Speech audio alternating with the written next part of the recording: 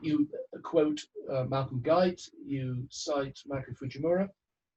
What do you think artists of faith can do to help people respond to the pandemic in the ways that you're urging? I mean, what are the implications of what you're saying for the world? Tell us a little bit about what comes to mind.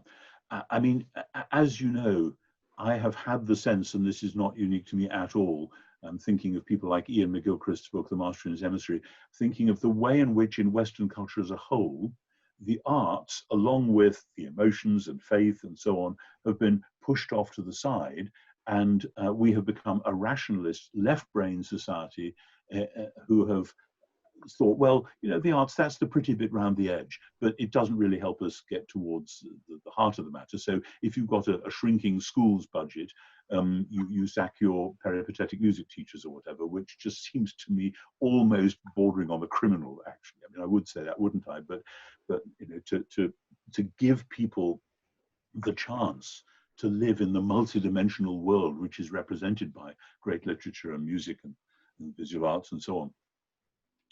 This is just absolutely vital. And so for me, all my life, it's been music that's done that. And as you know, I'm fairly Catholic in my tastes. I mean, it might be Beethoven one minute, it might be the Beatles the next, but and anything in between. And curiously, I was just reading, I bought as holiday reading John Suchet's new book on Beethoven. Actually, it's a reissue of his older book on Beethoven. And in the preface, he tells stories about people coming up to him when he was doing book launch meetings and so on, and just saying quietly, actually, Beethoven saved my life twice, and things like that. And I know the power of that. And it will strike different people differently. But there are some bits of Beethoven, there are many bits of Sibelius, there are some bits of Bob Dylan, which just go to places that rational argument cannot go.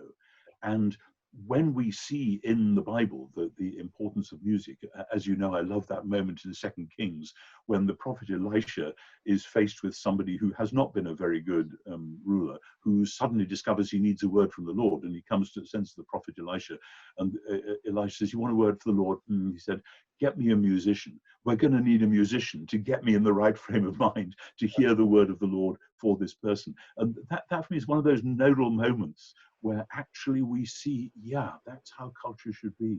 And obviously the great laments in our Western tradition, Bach's St. Matthew Passion, which, you know, the great director Peter Sellers, when he put that on as a production and said that whether you have faith or not, this story contains all our stories. And it seems to me there's a recognition there that what Bach has done is to lay out something and say, here is how the whole world works. And my own philosophy tutor, who was a lifelong atheist, is a lifelong atheist, regularly used to sing in the Oxford Bach Choir for their annual performance of the Matthew Passion, just because it did something for him, even though his atheism couldn't square with it, etc.